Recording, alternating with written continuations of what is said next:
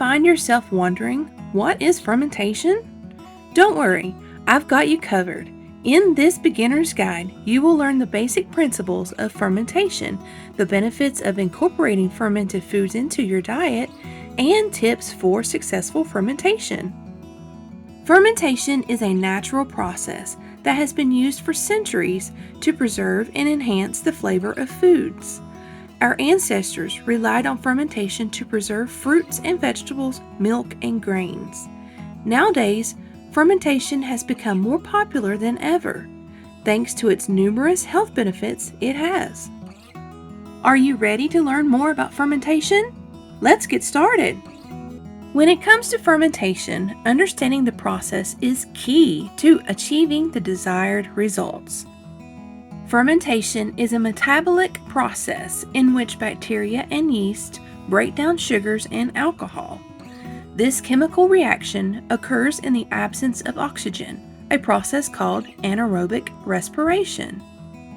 It can be influenced by a variety of factors, including temperature, pH, and the type of bacteria and yeasts involved.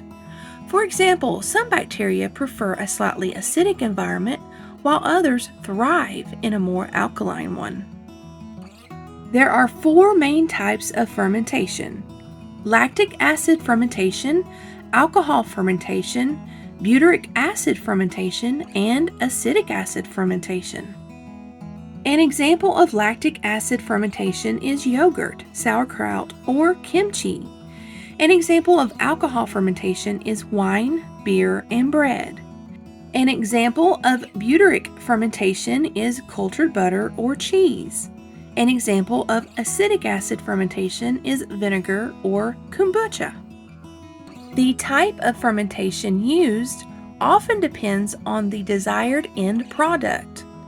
Understanding the different types of fermentation and their applications is crucial to appreciating the role fermentation plays in our lives and diets. One of the most significant benefits of fermentation is its ability to increase the nutritional value of food. During the fermentation process, beneficial bacteria, yeasts, and other microorganisms break down the natural sugars in food, creating lactic acid.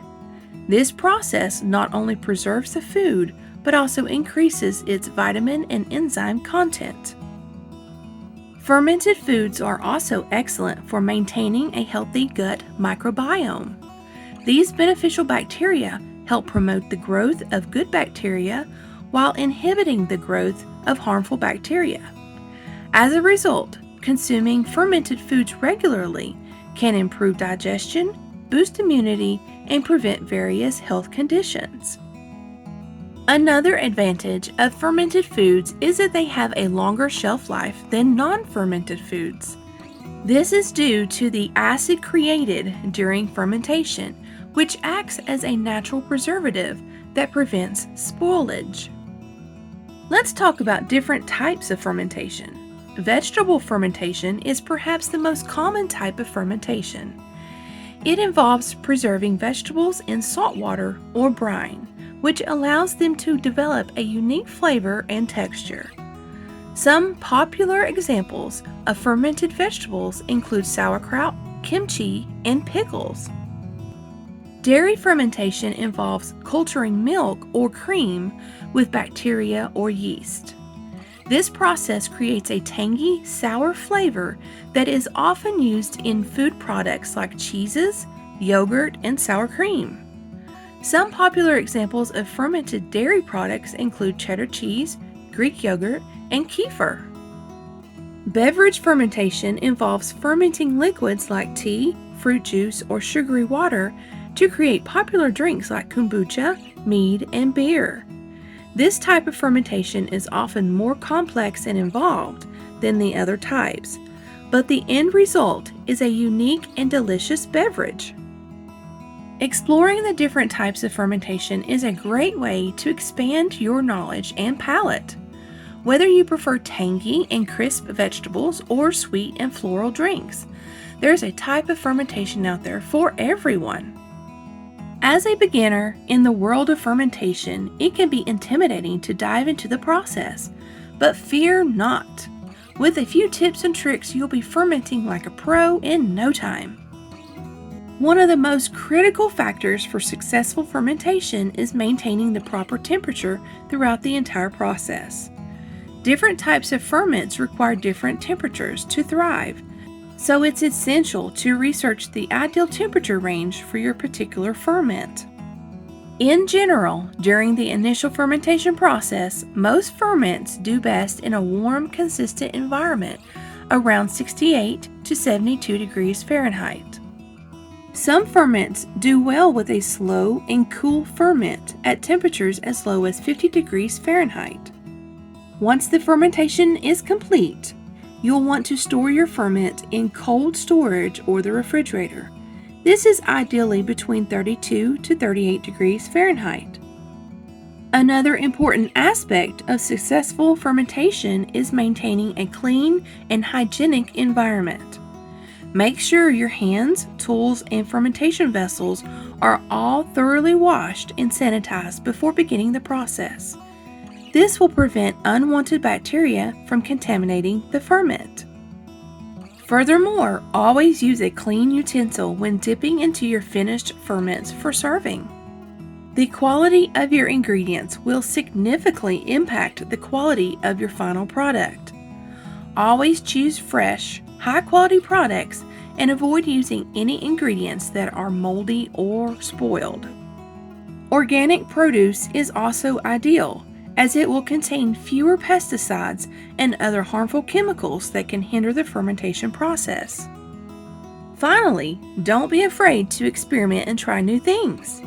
Fermentation is all about exploring new flavors and textures. If a particular ferment doesn't turn out as you expect, don't get discouraged. Use it as a learning experience and try again with a new recipe or technique. If you are new to fermentation, don't be intimidated.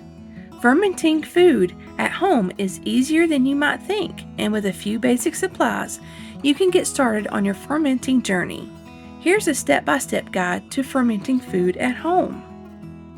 Before you begin fermenting, you'll need to gather a few supplies. Here's what you will need: a mason jar that can be sealed, a weight, a brine, and a culture. The weight helps keep the vegetables submerged in the brine. The brine can be made with 1 quart of water and 2 tablespoons salt. You can use a starter culture or rely on the natural bacteria and yeast present on your vegetables. The first step is to wash and chop your vegetables into bite-sized pieces. You can choose any vegetables you like, from carrots to cabbage to cucumbers. Be sure to remove any bad spots or tough stems. The next step is to create your brine. Mix your salt and water together until the salt is dissolved. You can also add any seasonings you like, such as herbs or spices. Once you have prepped your vegetables and created your brine, you can move to the third step, which is to pack your vegetables into your fermentation vessel. Be sure to leave a little room at the top, as the vegetables will expand as they ferment. Next, pour your brine over your vegetables, making sure that they are completely covered. Place your weight on the top of the vegetables to keep them submerged in the brine. The fifth step is to seal the jar. Place a lid on the top of your mason jar and screw it on loosely. Now you just wait and monitor your fermentation. Place your mason jar in a warm, dark place and wait for the magic to happen. The time it takes for the fermentation varies depending on the type of vegetables and the temperature.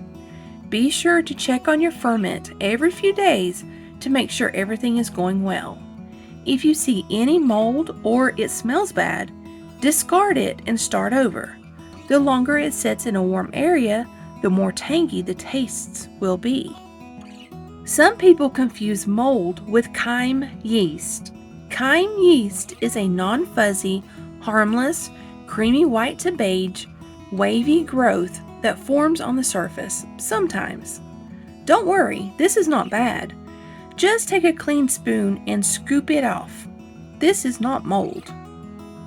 Once your ferment has reached the desired taste, you'll want to stop the fermenting process by transferring it to a cold storage area. Most people utilize the refrigerator for this step, as it is generally the right temperature. However, if you have a root cellar that maintains a cool temperature between 32 degrees to 40 degrees Fahrenheit, that will work as well. And that's it! With a little time and patience, you can create delicious and nutritious fermented foods at home. Happy fermenting! SHTF Survival Homestead Teaching Farm thanks you for watching this video. Please continue to help us help you by continuing to watch our videos and subscribing today.